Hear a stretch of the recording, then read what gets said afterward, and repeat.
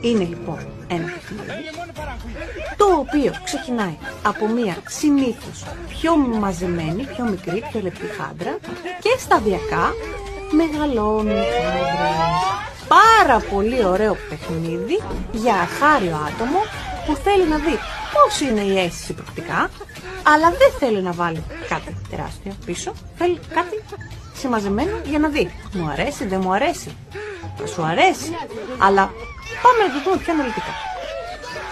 Παίρνουμε τις χαντρούλες μας, βάζουμε και λίγο λιπαντικό και βάζουμε το πρώτο κομμάτι, την πρώτη χάντρα. Και λέμε, τι ωραία, μπήκε, ωραία είναι. Ας δοκιμάσω και το επόμενο. Βάζουμε και το επόμενο μέλος. Μας αρέσει, συνεχίζουμε. Μας αρέσει, συνεχίζουμε κι άλλα.